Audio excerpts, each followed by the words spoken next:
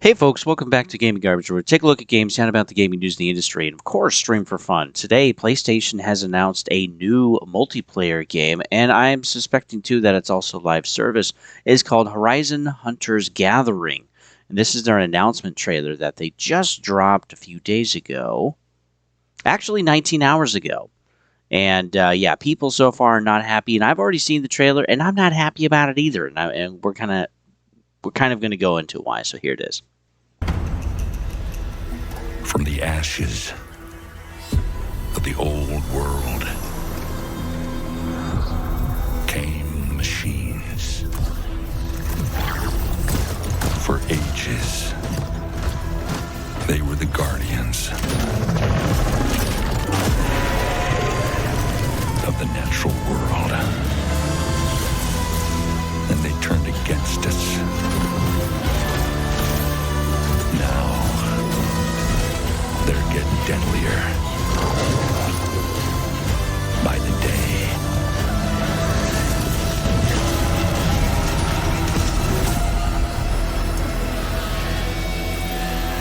All across the land, people are dying.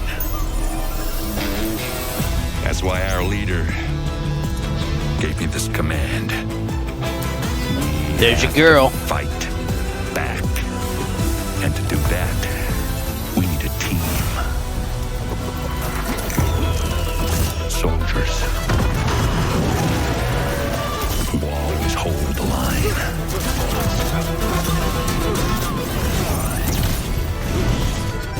And mercenaries who may have crossed it now and then. Infiltrators who hide in the dark.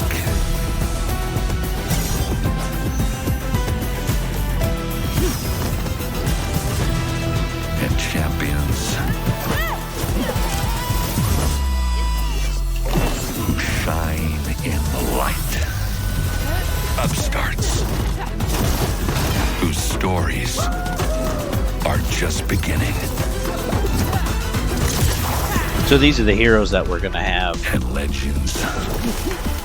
And it's not going to be the main protagonist for Horizon. One last shot. Which I think is unfortunate. Because, like, we don't know any of these people. So it's just harder to get last behind. Line of defense.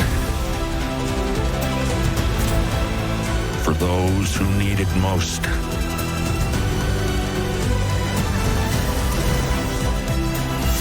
Made up of the greatest hunters in the land. So 3, 4, 5, Hunters Gathering. and 6. So we got 6 heroes.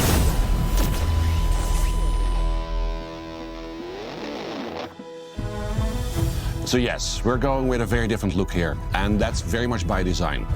Horizon Hunters Gathering is a very dynamic co-op action game. We've tuned the combat so it works really well for a team of hunters, and we believe that works best when supported by an art style that really matches that energy. I gotta say, the reason why they're doing this is because I believe it's being turned into a live service game. So they can make changes more quickly, and they can add more content, and they can make adjustments if the art style is easier to manage. This is why we have, FortNite the way it is, or some other games. But two, this is just like a younger audience type of thing. Because yeah, the older audience isn't as into live service as it used to be. I mean, that's been the last 10 years that we've had live service, and now we're moving into this.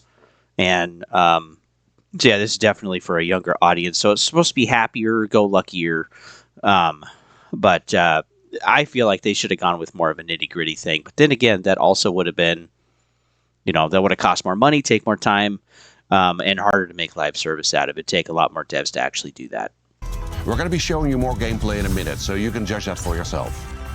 Now, one more thing before we continue. This game is still very much in development. Some things are going to be polished, others are still going to change.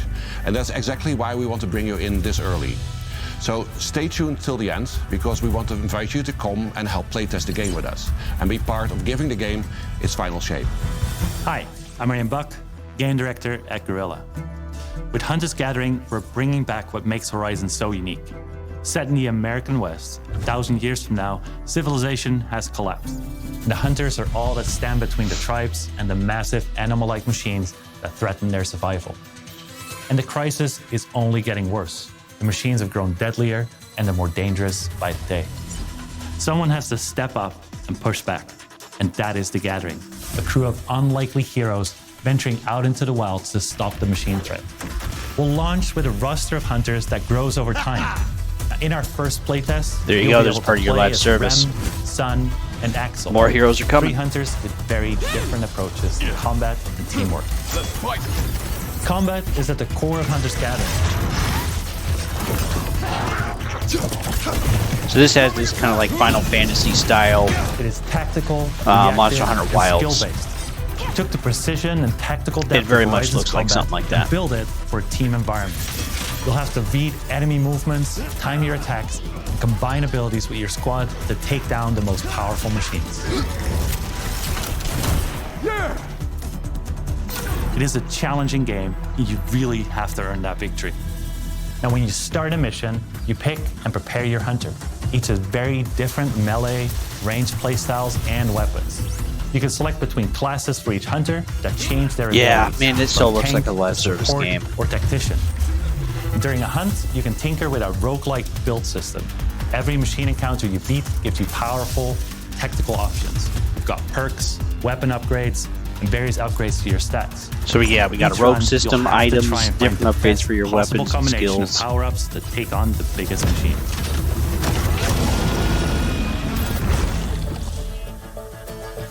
You'll be able to explore 4 large and very different environments at launch, each with its own look, That'll be nice. its own atmosphere, and its own challenges for your squad to master.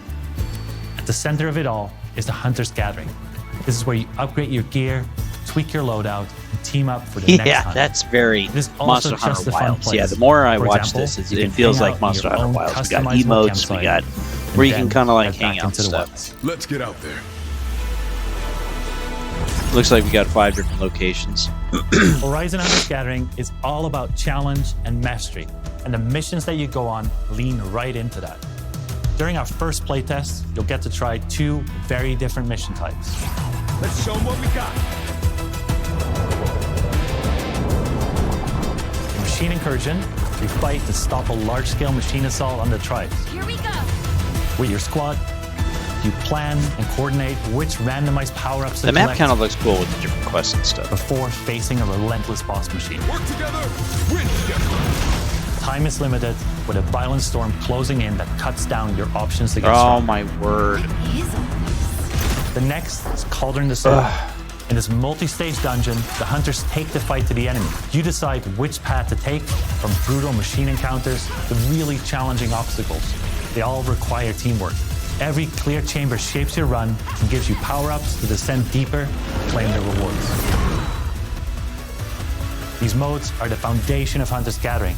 Tough, replayable, and built for squads who want to master them. Replayable. We'll continue to Yeah, evolve boy. them with your feedback throughout our playtest.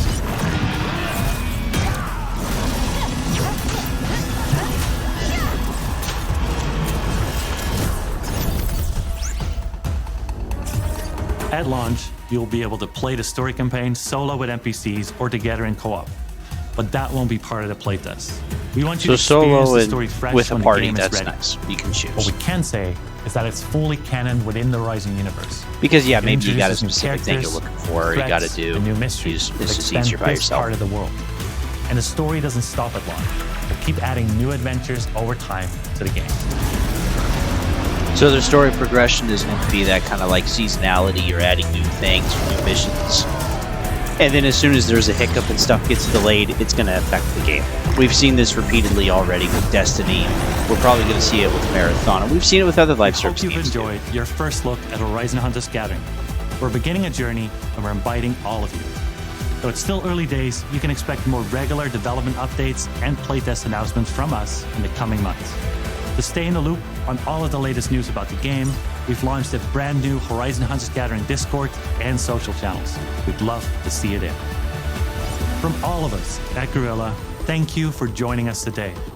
Horizon Hunter's Gathering is about taking on challenges together. It's We appreciate your help. I gotta say, too, all the playtesters are like 20-year-olds.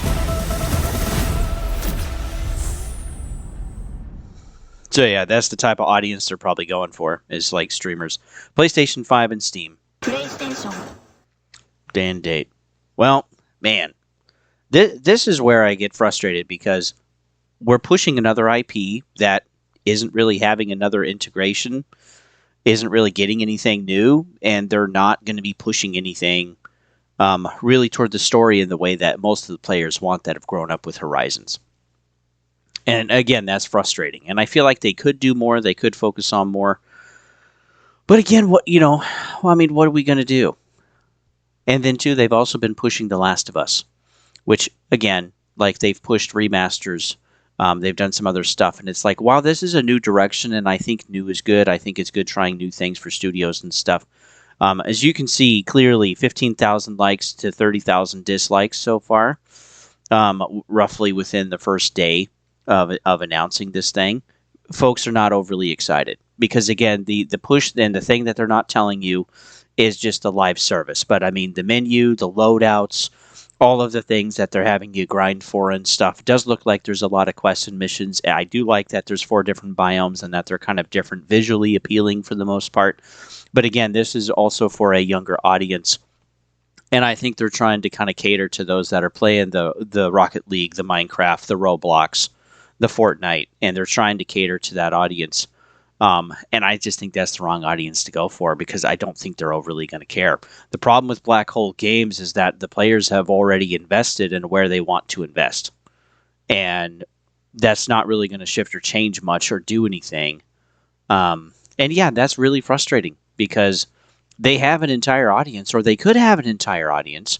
But I mean, something like this versus, Mechanical Machines and Robots versus like Shadow of the Colossus, I'd rather play Shadow of the Colossus and live in that world. I loved that world. It was so big, you could explore. There were different monsters to go after so that you could save your girl or your sister, whoever she was.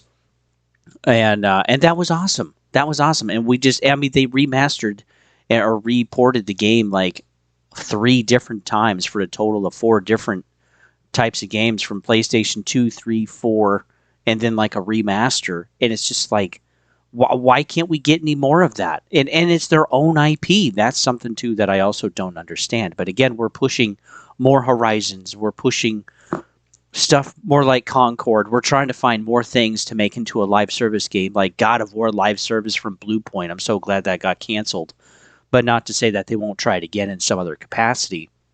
But PlayStation 2 with Jim Ryan's Legacy was live service, and this is probably partly from that era. And this is one of the ones they were going to save. And I don't know, man. Again, I'm just what's different, what's new? I mean, maybe it's better than Monster Hunter Wilds to some degree. It's going to be easier to make content for because it's not going to be as graphically demanding because, again, of the art style. But I think that's more of that type of a choice than actually trying to make something fun and creative. It visually looks cool. I think it's kind of neat. They're adding canon to the story, but it's not in the way that we want to experience as players. And I think that's going to be the pushback. And, there'll be journalists that say that we're review bombing and whatever. And if it's good, it'll be good, right? But again, players don't need very long to understand if this is something they really want to invest in. And with this coming in 2026, probably, or maybe even into 2027, we'll have to see. But yeah, they're allowing tests. They're going to allow play tests. They're going to have players kind of tell them how and what they want to do, just like what they've done with Marathon. And the players are ultimately going to win out. And I still don't think it's really going to matter even, eventually. But yeah, we also have Marathon. But yeah, they are pushing the live service model. And then too, this is not exclusive. Again, this is going over to Steam or going to some other platform. True exclusivity is just dying off, and PlayStation cannot afford to keep everything exclusive. So that's why it's going everywhere since 2020, especially over to Steam, and I think we'll see more over at also at Epic and GOG in the future. But yeah, pretty much if you have Steam, Epic, and GOG, you can basically get a ton of PlayStation games, older and newer. And even some of this stuff is coming over to Xbox. We're seeing more of that too. And PlayStation's ultimate goal is to make money. And so they're going to do, I think, whatever they can. They've definitely sunk some years into this game, and they need it to be profitable. We just saw, too, from their earnings call that they also made less revenue in gaming and services, or they made less overall.